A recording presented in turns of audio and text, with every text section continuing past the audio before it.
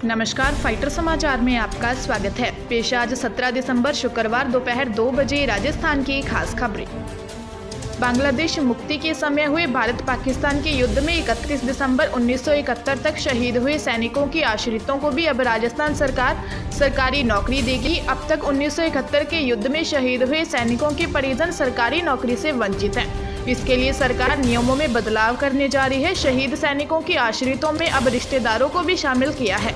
मुख्यमंत्री अशोक गहलोत ने स्वर्णिम विजय दिवस पर हुए कार्यक्रम में शहीद सैनिकों के परिजनों को नौकरी देने में नियम बदलने की घोषणा की। सीएम ने शहीदों के आश्रितों की श्रेणी में अब शहीद के नवासा नवासी, दत्तक नवासा नवासी व शहीद के भाई बहन के बेटे बेटी को भी शामिल करने की घोषणा की है। कोटा में एक हॉस्टल व्यवसायी ने आत्महत्या कर ली। वह लीज पर हॉस्टल चलाता था। मरने से पहले सुसाइड नोट व्हाट्सएप पर शेयर किया। पुलिस ने मृतक की बहन की रिपोर्ट के आधार पर नामजद मुकदमा दर्ज किया है। पुलिस ने बताया कि अंबेडकर कॉलोनी निवासी कुशलेश कुमार यादव हॉस्टल लीज पर लेता था। रिपोर्ट के अनुसार उसने मनोज शर्मा, मुकेश शर्मा के पास उसने एक मकान की फाइल गिरवी रख 4 लाख रुपए 2% ब्याज हर महीने के हिसाब से उधार लिए थे। दिसंबर 2019 से ही ये लोग फाइल देने की एवज में 12 लाख की मांग करने लगे। इसे लेकर उसे और उसकी पत्नी को परेशान किया जा रहा था, जिसके चलते कुशलेश ने ये कदम उठाया। पुलिस ने मामले की जांच शुरू कर दी है। केंद्रीय शिक्षक पात्रता परीक्षा 2021 की 16 दिसंबर को होने वाली दूसरी पाली की परीक्षा को रद्द कर दिया गया है। इसके साथ ही आज 17 दिसंबर को होने वाले सीटेट की दोनों पारी की परीक्षाओं को भी कैंसिल कर दिया गया है।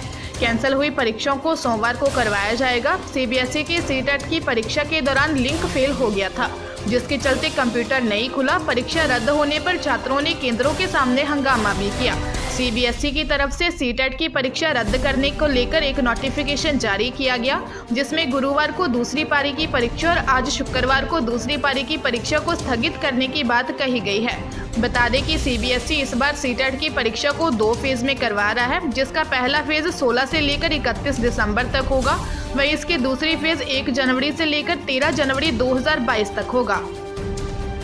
उदयपुर के हाथीपोल थाना क्षेत्र में एक रेस्टोरेंट में वेटर ने फांसी का फंदा लगाकर आत्महत्या कर ली। मृतक 10 दिन की छुट्टियों के बाद अपने गांव से रेस्टोरेंट लौटा था। खाना खाने के बाद वेटर ने सीढ़ियों के पास फंदा लगा लिया। सूचना पर पहुंची पुलिस ने शव को एमबी अस्पताल की मोर्चरी में रखवाया है। पुलिस ने बताया कि औंगणा निवासी कालूलाल 2 महीने से पकवान रेस्टोरेंट में ही काम कर रहा था। सुसाइड के कारणों के बारे में अब तक कुछ भी पता नहीं चला है। मृतक कल गांव से आकर बेहद खुश भी था और काम के बाद उसने खाना भी खाया था। पुलिस मामले की जांच में जुट गई है।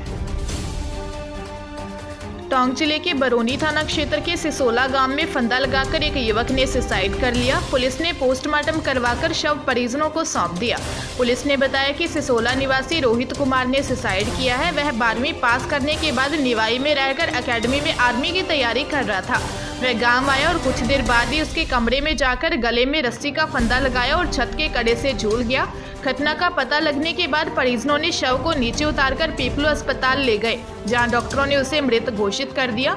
पुलिस मामले की जांच कर रही है।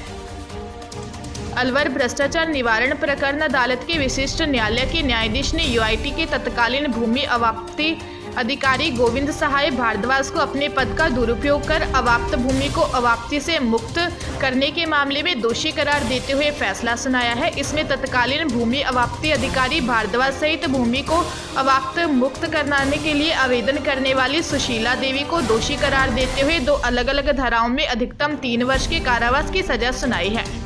इसके अलावा दोनों को 10,000 रुपये का अर्थदंड से भी दंडित किया है। मामला 1982 में शहर के मध्य में तत्कालीन समय में 1.25 करोड़ और वर्तमान में करीब 100 करोड़ की जमीन का है। जयपुर में रफ्तार के नशे में एक सनकी ने हाईवे पर एसयूवी से टक्कर मारकर इंस्पेक्टर कांस्टेबल की हत्या कर दी। जयपुर दिल्ली हाईवे स्थित खातोलाई के पास जयपुर निवासी आरोपी संतोष बुनकर 119 की स्पीड से कार दौड़ा रहा था। इसी दौरान एक पुलिसकर्मी सुनीता ने उसे रुकने का इशारा किया। आरोपी ने स्पीड कुछ कम कर थर्ड लाइन में कार लगाई और एकदम से स्पीड बढ़ाकर दूसरे कांस्टेबल वीरेंद्र निवासी श्री माधोपुर को टक्कर मार दी। कांस्टेबल टक्कर लगने के बाद सड़क पर गिरा और उसकी मौत हो गई। वहीं आरोपी चालक कार को भगा ले गया। बाद में भिलवाड़ी नाकाबंदी के आरोपी को पकड़ लिया गया।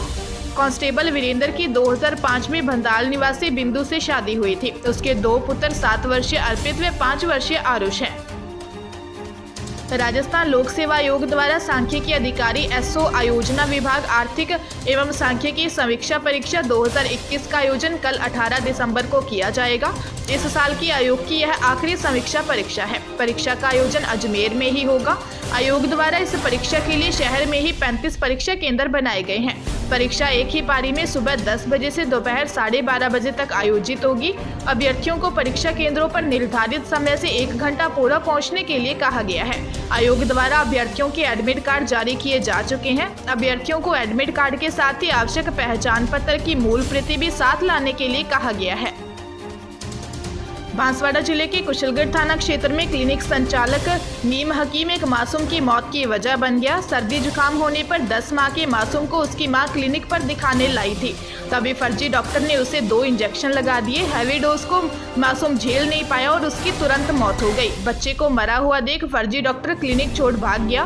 पुलिस ने बताया कि मामला कुशलगढ़ उपखंड के बगायचा गांव के राजकीय माध्यमिक विद्यालय के समीप झोपड़ी में चलने वाले क्लिनिक से जुड़ा है। वह बगायचा निवासी करण और उसकी पत्नी 10 माह के बच्चे रास को लेकर क्लिनिक में नीम हकीम को दिखाने लाए थे। यह फर्जी डॉक्टर ने लगातार 2 इंजेक्शन देने के बाद बच्चे को नेबुलाइजर दिया। इससे उसकी मौत हो गई। पुलिस मामले की जांच कर रही है। जयपुर की जीआरपी पुलिस ने 25 लाख रुपए की ज्वेलरी चोरी की वारदात का खुलासा कर 2 बदमाशों को पकड़ा है। बदमाशों ने दुर्गापुरा रेलवे स्टेशन पर ट्रेन में महिला के पर्स से ज्वेलरी चुरा ली थी।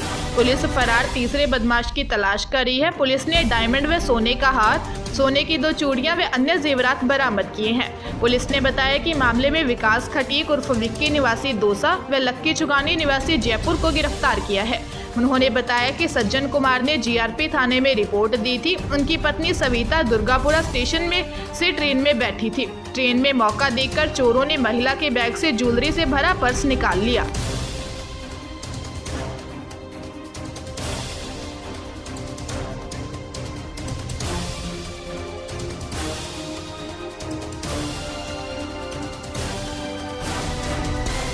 ताजा तरीन खबरों के लिए फाइटर न्यूज को सब्सक्राइब करें और बेल आइकन को प्रेस करें ताकि नई न्यूज अपडेट होते ही आपके फोन की घंटी बज जाए।